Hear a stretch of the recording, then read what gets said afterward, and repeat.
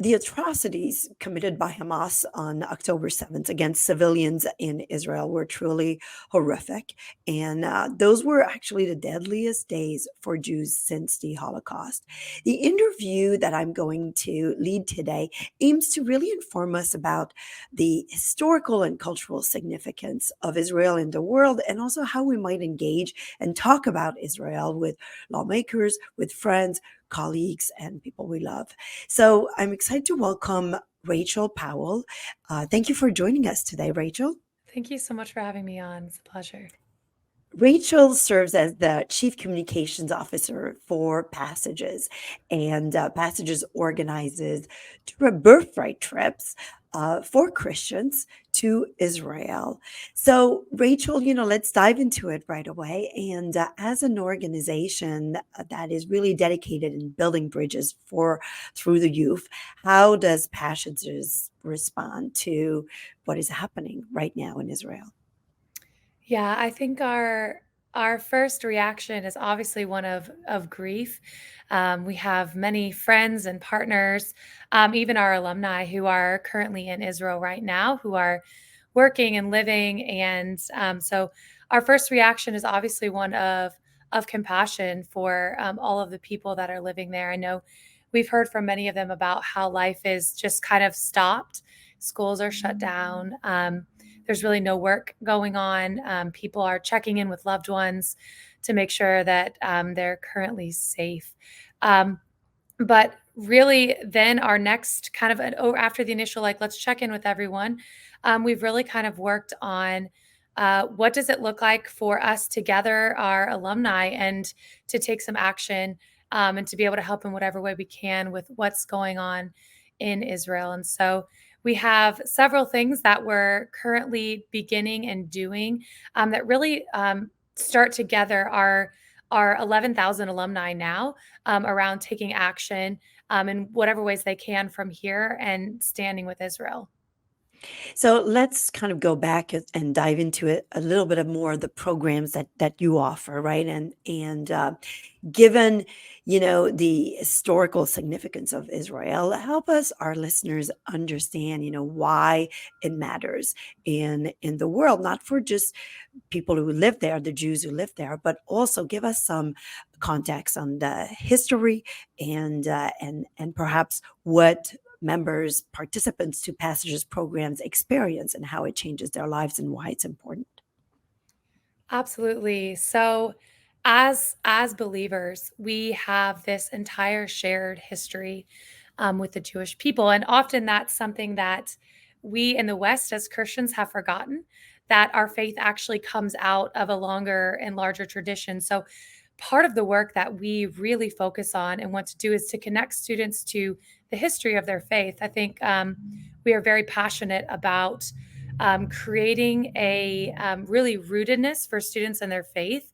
And so that's kind of where we start with students. We help them understand what is the history of their faith and how is it tied to both Israel and the Jewish people. So we take students through what we call the redemptive narrative of history, and we do this through training for them about the historical significance of Israel, the Jewish people, and the land now before they go to Israel. And then we actually take them to Israel, as you were saying, in somewhat of a similar to a birthright trip for Jewish people, but it's really focused on first the faith history of Israel and that redemptive narrative, which traces really all the way back to Abraham and how God called him as a people, and then it traces all the way through the Old Testament to the redemption in Jesus, and then forward to kind of how we as a new group of people are grafted into that faith tradition. And so that's the redemptive narrative and kind of that history that's so important for us as believers to understand. And we do that with students by first training them about what's in scripture and then actually taking them to Israel where they can experience firsthand and kind of dig into that history and the places and the people of Israel where they are now. So that redemptive narrative is something that we really try to help students understand because we know that as believers, all of our lives are rooted and grounded on our faith.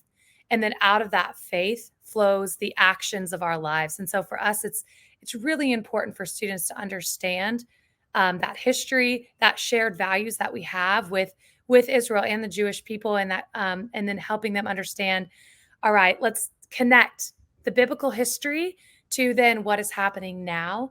And then that leads us kind of to the modern day Israel. What is Israel now? Why does it exist? Um, who are the people who are living there now? And how then can we take that shared history, those shared values, and understand as a culture and as a people group, like, why is it important for us to understand the history and support the people who are living in Israel now?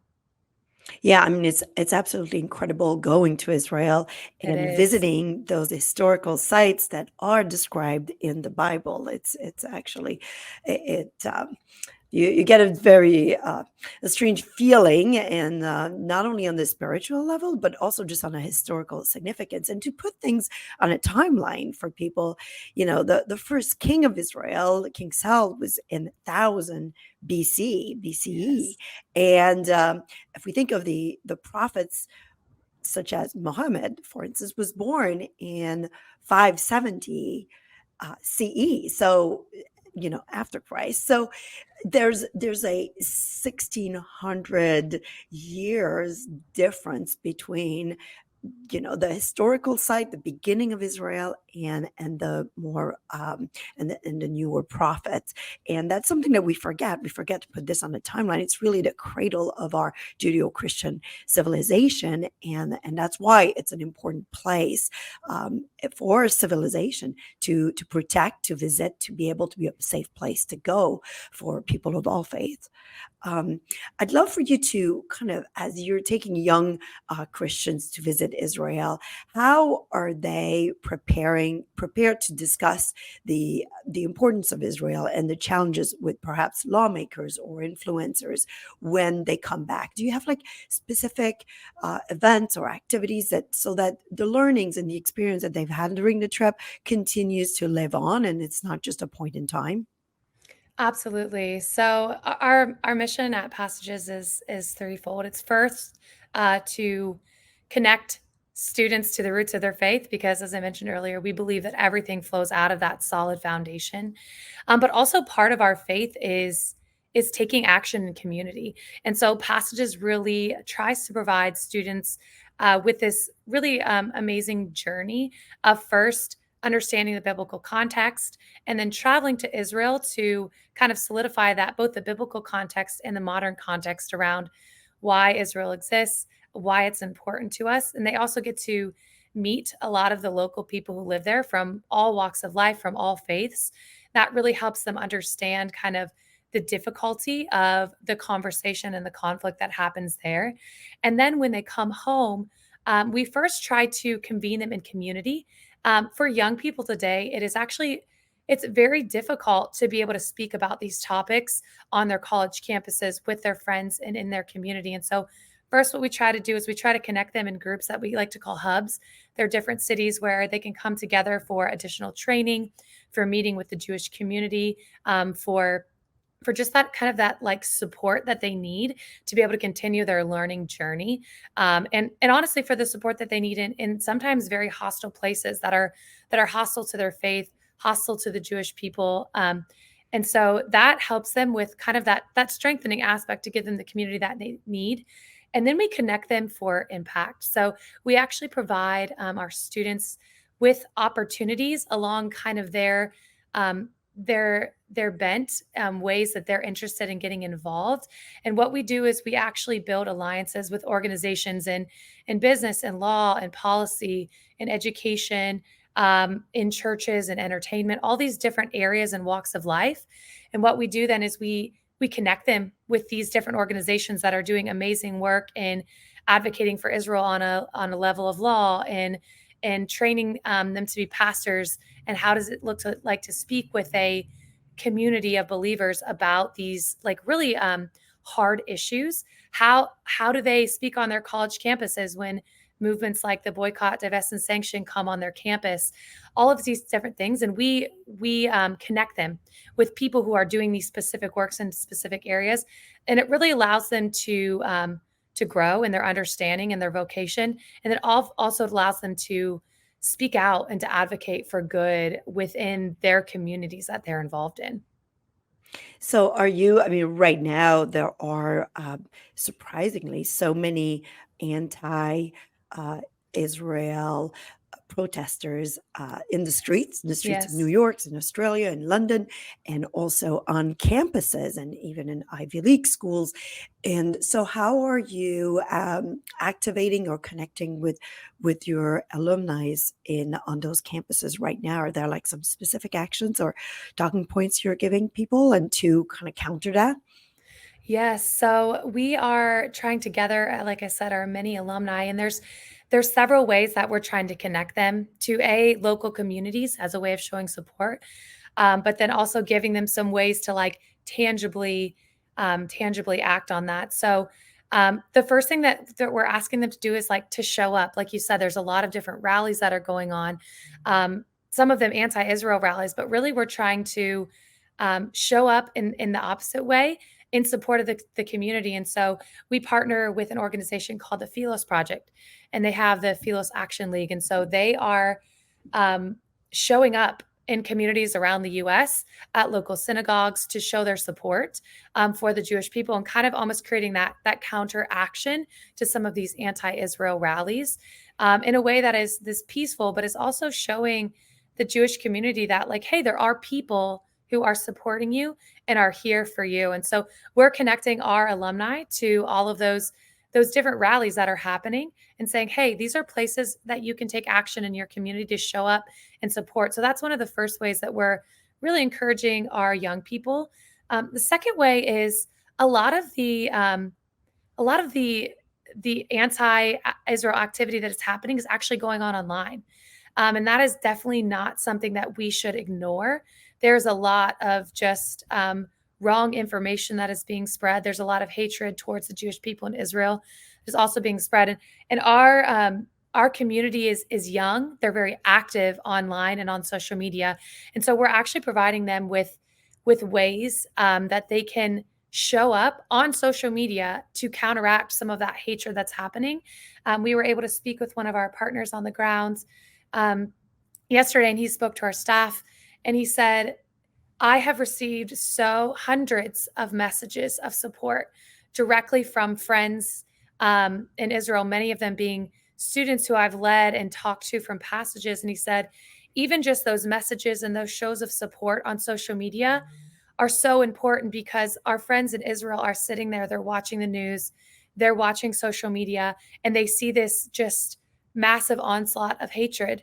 And so, even showing up in support in that way, messaging friends that you know or are connected with in Israel, saying, we're here for you, we support you, showing up on social media, they see that, and that really does matter.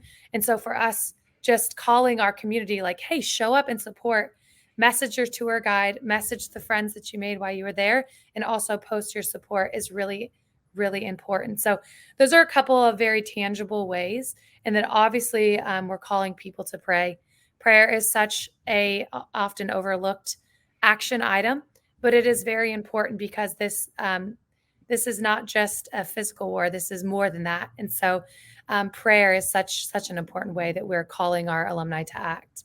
Yeah, thank you for sharing, and maybe you can share with us how people who have not gone through your program could show support or engage with your organizations. And you mentioned being showing support for Israel on social media is important, and then how could you share like perhaps some guidelines on how people can approach lawmakers or friends and colleagues, and kind of what are the key things to constructive points of conversation to really get people to care and see Absolutely. that this matters? Absolutely. So, for those listeners who are out there, I think your action items can actually be very similar. So, I would encourage you on a local level in your community, you can show up in support of the Jewish community, our Jewish friends and neighbors. It affects war in Israel, unfortunately, affects them on a very tangible level, even here in the US. Statistics show that when there's something going on in Israel, the rise in anti Semitism just spikes in the US. And so on a local level, show up for your Jewish community, bring flowers to your local synagogue, just as a way to say, hey, we're here, we're supporting you.